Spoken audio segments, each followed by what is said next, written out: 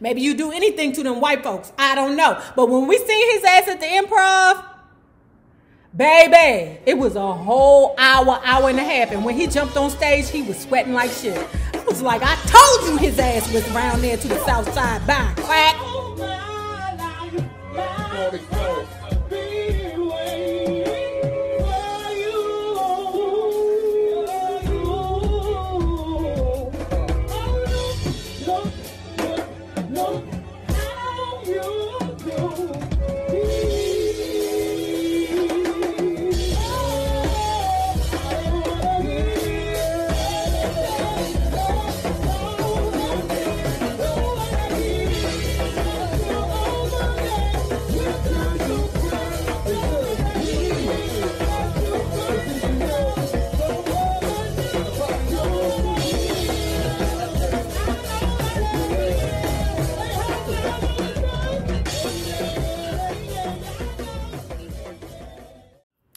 Well, hello there, love bugs. Hello there, Bellas. If you have not already done so, please remember to like, share to Facebook, subscribe, and visit uptopbeauty.com. Today's looky would be our Miss Chi glasses. They are still on sale for $15. And if you are not already a part of this book club, please hit the Patreon link below and or the join button here on the YouTube. And for a small monthly fee of $5, you babies, yes, you can be privy to all the shenanigans before the YouTube gets it, if the YouTube gets it. Now, let's continue talking about Marvin Gaye and David Ritt's Divided Soul. The life of Marvin. As a one-time retailer, songwriter, and producer, Gordy had the right combination of experience. At first, he was happy to do a large part of the writing and producing himself. But because his deepest desire was to build an empire, he soon understood that as emperor, he needed time for deliberation. Delegation was the key.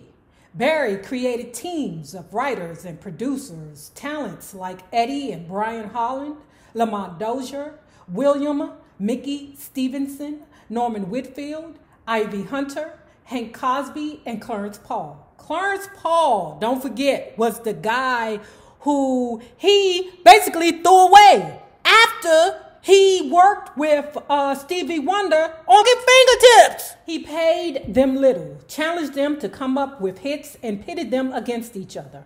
With only a handful of writer-producers, Motown would soon surpass the commercial achievement of an institution as formidable as New York's Brill Building, which in 1965 housed 165 different music firms. The boss was also pushing Gaye in that same creative direction. Barry knew I could write, Marvin said. He knew I could produce. He saw that from the beginning, but I resisted. I didn't want to be one of those cats behind the scenes. I was determined to get out front. I wound up working on tunes like Dancing in the Streets for Martha and the Vandellas. In those days, even if I did most of the writings and my partners might only contribute a word or a note, I'd share the credit with them equally. I didn't have eyes to compose. I was afraid that my writing talent was so great I'd get distracted from singing. I get it. Gaye's egotism, as pervasive as it might be, could be balanced by a cool objectivity. To successfully push his case for a splashy Motown singing career, Marvin needed help. He was quick to recognize those best equipped to assist him. Smokey was smarter than I was, he admitted. Not only was he a slicker politician, he wound up performing and writing and making more money than me. I suppose you could say I was stupid. Or maybe it was just that I didn't want to work that hard. Marvin also refused to be treated like the other singers, pawns who performed at the producer's pleasure. What he said, okay, my top producer works with my top artists only, okay? But you got all these artists in the wings waiting for a chance to work with the top producers. The more hits Barry had, the tighter he ran the ship. Soon, Motown was like the Gestapo. Y'all know, like the Gestapo, or y'all know that saying from Hogan's Heroes.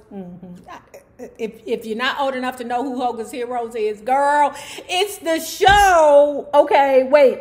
So before Steve Harvey got to the Family Feud, it was another dude who was at the Family Feud. And I mean, he used to suck faces with all the girls on the show. Whether they was cute or not, he was sucking faces with all of them. If you had lips and breasts, oh, he was going to suck your face. Okay?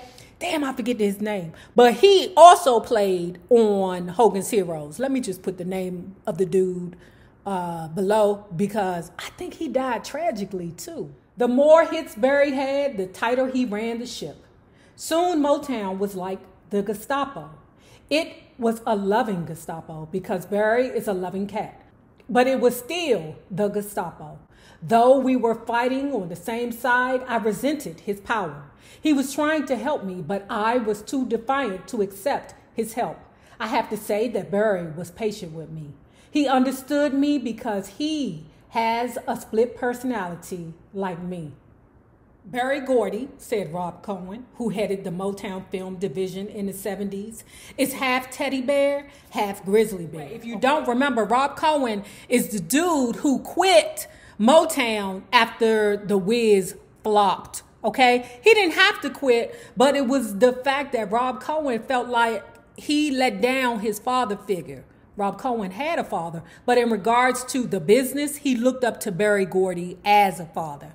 And because The Wiz flopped, he felt so bad that he couldn't look his pappy in the face no more. You never know which Berry you're going to get. Gordy's behavior, business, and otherwise continued feeding Marvin's own fantasies. He too yearned to become an international playboy, to oversee a vast entertainment empire in which he could play God, toying with employees as though they were so many rooks and knights on the chessboard. Barry had this trick, explained former Motown executive, of turning people against each other. He encouraged infighting as a way to protect his money. Later, when Marvin went on his own, he followed Barry's example, playing advisors against each other, seeing how dishonest people could be. Barry had a distinctive way of doing business. So Marvy Pooh ended up doing it, even though he resented the way that Berry Gordy handled him.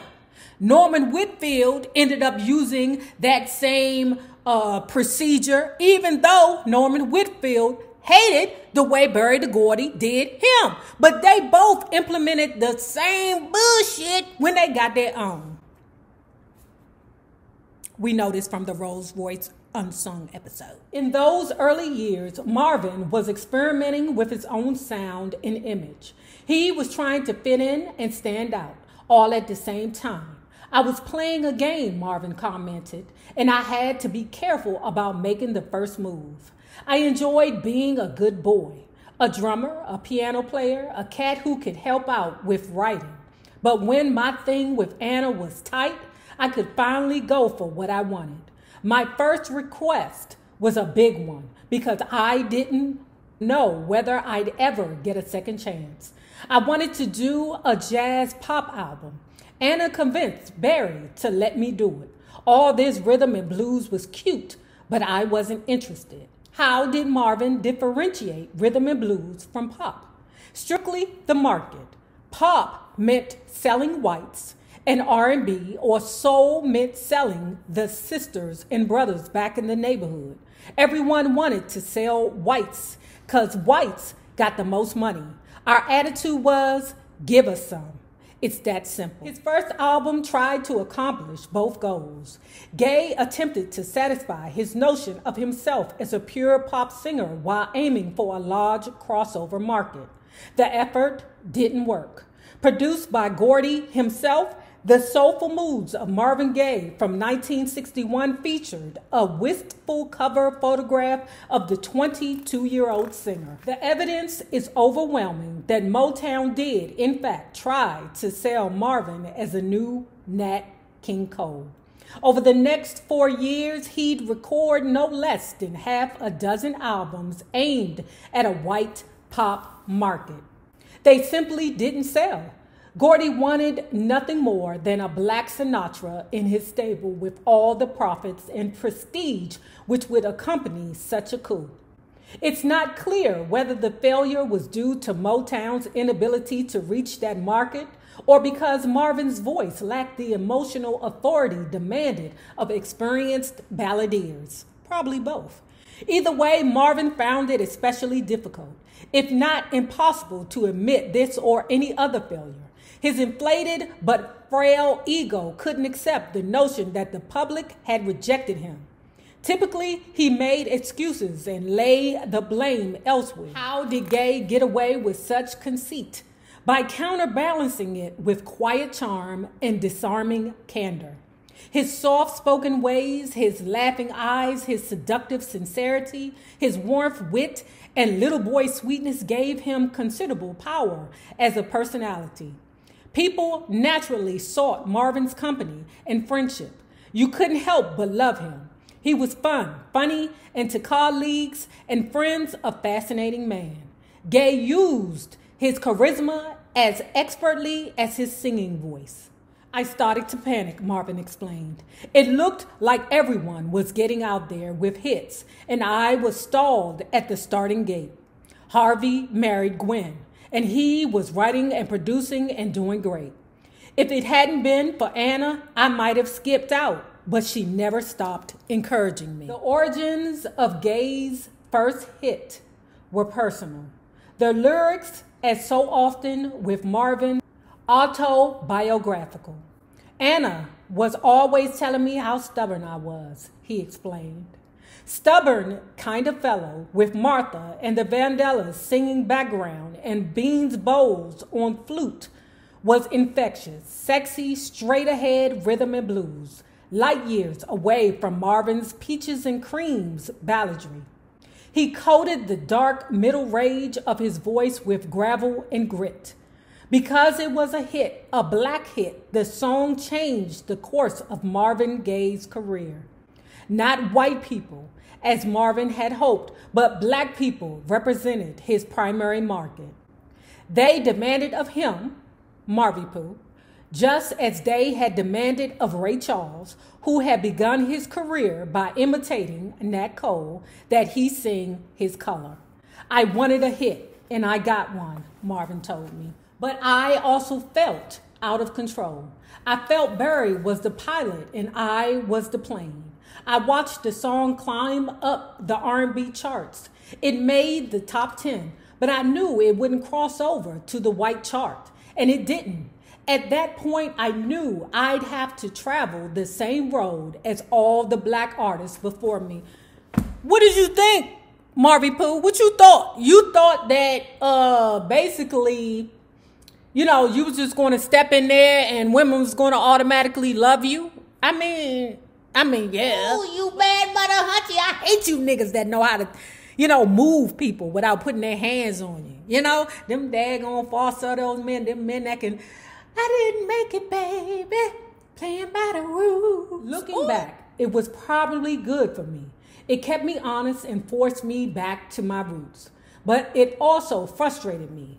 It meant I'd have to get out there and shake my ass like everyone else. Yeah, who the hell you think you is, the Marvin Pooh, that you ain't got to shake your shit like everybody else? Marvin Gaye was pushed back on stage, a reluctant and frightened performer, yet no matter how strong his fear of singing live, his drive to become a star was even stronger. When the bus pulled out, he was on it. Child, my goodness. Child, they on there talking about the Monocacali bus. Okay, what tour is this? This is the tour of 1962, okay? And on this tour, you got the Commodores, the Supremes, the Marvelettes, Little Stevie Wonder, Mary Wells, The Miracles, and Marvin Gaye, okay? They were all on the same tour, okay? That ironically ended up at the Howard Theater because there's not too many people that did not touch the Howard Theater, you know, back home in D.C. now. Dig. Back home, the Howard Theater is a big thing. I mean, a really big thing. I, as a teenager, was like, well, when the hell I'm going to get my chance to go to the Howard Theater? Because there was a time that it shut down. It just recently opened back up in the last 10 years. And again, we're having performers there, which is excellent. Okay, I love that. But I did not get my chance to experience the Howard Theater until, let me see who I saw there, Tommy Davidson. Child, and I was there with my Judy, Sonia. Child, she had us sitting right in the front. Tell me that niggas didn't mess with me. Everybody know that as soon as you come back around, you take your ass around there to the south side to go buy some crack or whatever it is you on that day. We know that. In fact, I was shocked that when your ass was there, Tommy Davidson, that you wasn't late. I guess you pull that bullshit on the Improv, but you won't pull it on the Howard. We appreciate you. Maybe you do anything to them white folks. I don't know. But when we seen his ass at the Improv, baby, it was a whole hour and a half. And when he jumped on stage, he was sweating like shit. I was like, I told you his ass was around there to the south side buying crack. The concert sounded crude. The famous Motown performers' polish had yet to be applied. The acts were still struggling, searching for their first hit. The Supremes featured Diana Ross singing in a rough, gruff style outside her element. Little Stevie did a studied imitation of Ray Charles, duplicating Ray's Don't You Know lick for lick. The big star on the bill, The Miracles and Murray Wells, sang with surprising gospel fervor. Listening to the record with Marvin, I watched him smile while he put his hands over his ears. That's the Apollo, all right. He laughed. The audience was right up in your face. The women be screaming at you, grabbing at you, and I was scared out of my wits. Do you suppose that's the reason why the Kevin Gates kicked that lady in the face, because he was scared of her? She grabbed your pickle and accosted you, and you feared for your life, so you kicked that bitch in the face. Child. That Kevin Gates needs a little bit of help. You have a relationship with your fans, especially your female fans, just like you have a relationship with a woman. They feel like they know you, and they do. That's true, because you can't tell me shit about the New Edition. When I'm happy, I sing about it. When I'm not, they know about that too. The act of singing to people is just as strong as screwing, sometimes stronger. The emotions are just as big as the money you're making. It's risky. But that's true. Because when the Ralph sing, is this the end? I'd be like, no. Touring back then was murder. Barry packed far too many people on the bus. We were always overcrowded, and he booked way too many dates.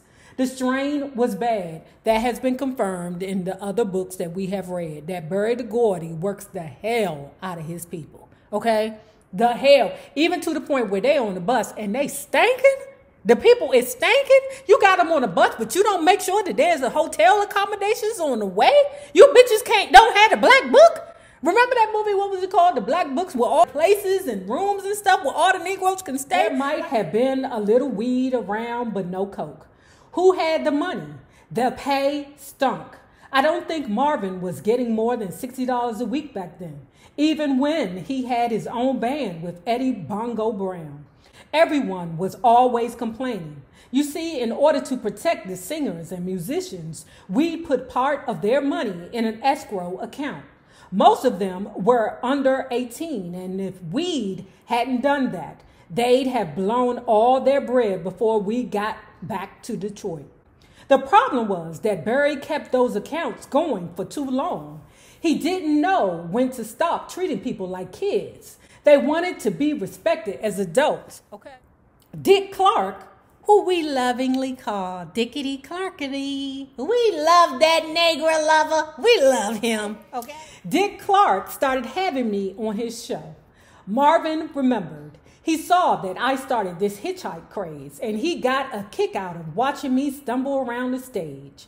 In old concert films like the Teen TAMI, Tammy shows, Marvin appeared as a surprisingly relaxed and polished dancer. Though nothing fancy, his steps were consistently smooth. He possessed a subtle grace. To see him dance so deftly, you can't help but wonder why he was frightened to dance. In June 1963, Pride and Joy became the first of Marvin's songs to cross over. It made the top 10 on the pop charts, establishing Marvin Gaye as something more than a rhythm and blues star. Now white kids were dancing to his music. His commercial value had risen dramatically. For most artists, this would be a moment of great jubilation. Unable to enjoy his success, Marvin grew anxious. Anxious about what? Probably his money. In the song, Gaye referred to himself as Anna's baby boy. I didn't know that.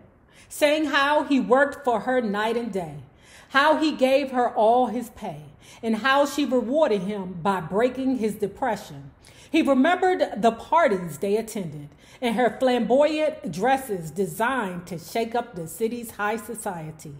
Anna would love to get dressed up for those affairs, Marvin said. God bless her.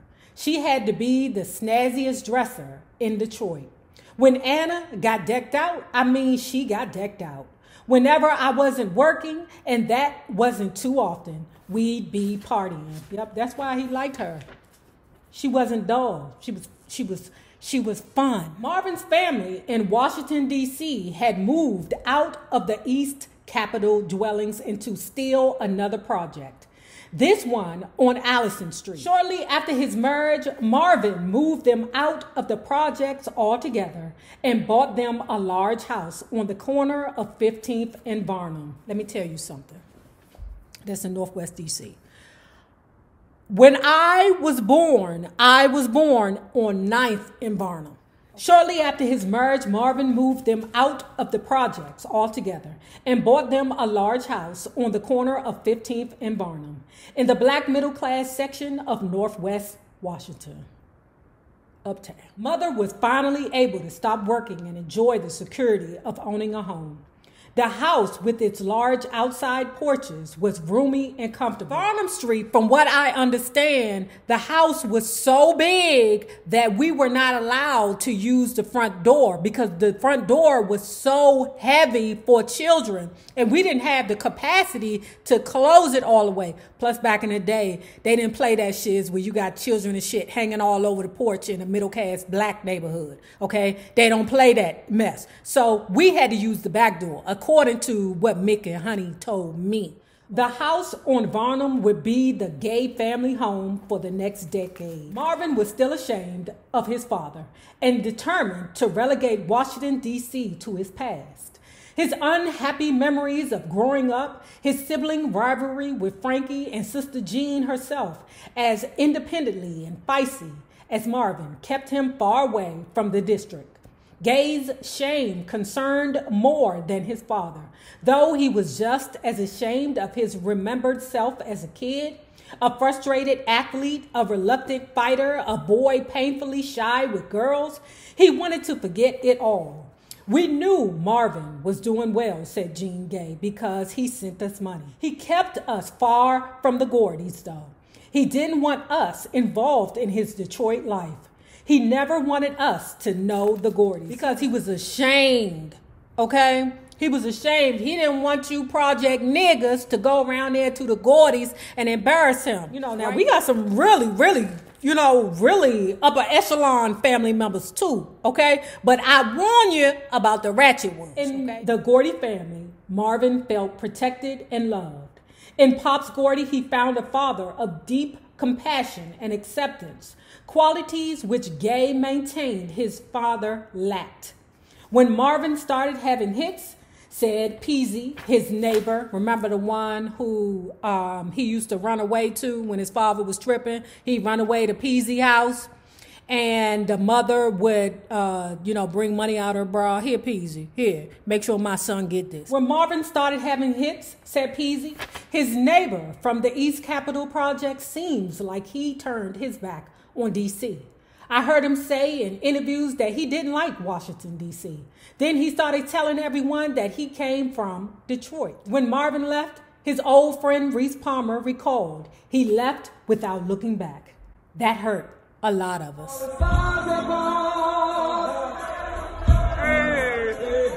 Hollywood, Hollywood,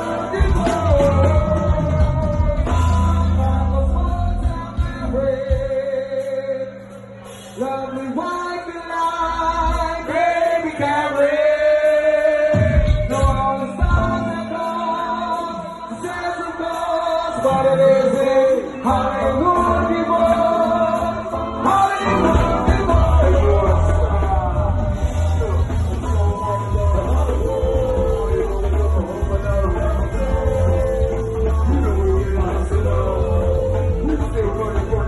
Now, if you have not already done so, please remember to like, share the Facebook, subscribe, and visit uptopbeauty.com.